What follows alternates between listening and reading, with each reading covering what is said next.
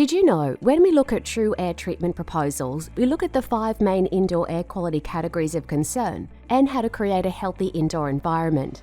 There are several ways we can create this, yet knowing 5 levels of indoor air pollution that are considered dangerous also helps you create a healthy living space. In all parts of the world, poor indoor air quality is a major public health concern. People would spend up to 90% of their time indoors, either at home or at work. This is increasing as a result of the new COVID world we now live in. Would you believe that 11.5% of Australians have asthma? Homes are also built more airtight to be more energy efficient than ever before, so it's becoming more difficult to obtain fresh, clean air in your home. Let us take a few moments to look into what we're up against in our homes and places of work. Health issue number 5. Low quantities of carbon monoxide and high quantities of carbon dioxide can induce moderate health consequences that are frequently misdiagnosed as the flu. Symptoms include headaches, nausea and weariness, as well as dizziness and disorientation and feeling sleepy. Health issue number 4. Microbial growth, which includes microorganisms, mold as well as fungal spores.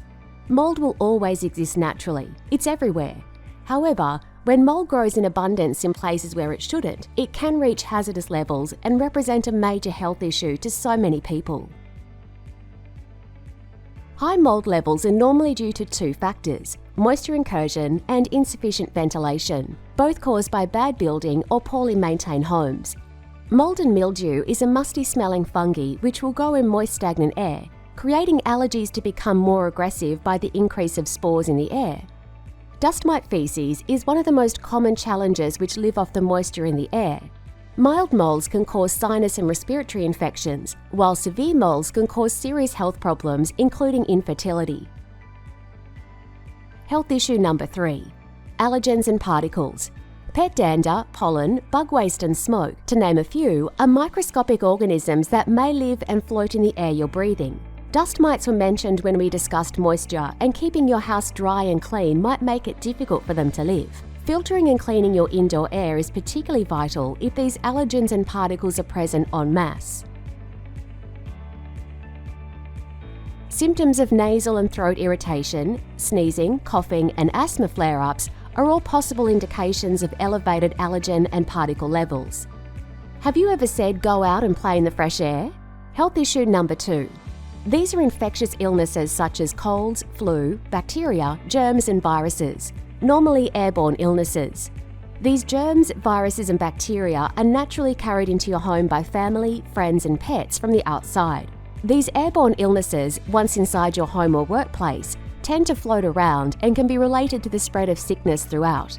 We're always talking about bringing sicknesses from school or from work and then spreading it through the home, or even bringing it from home to the workplace or school because we're too busy to be sick.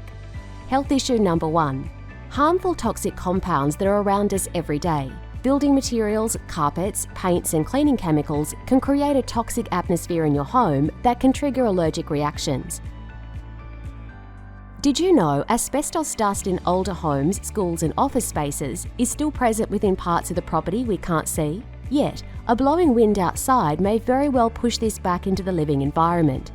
New homes are being built and over-insulated to be tighter and more energy efficient, which could trap these harmful chemicals in our homes.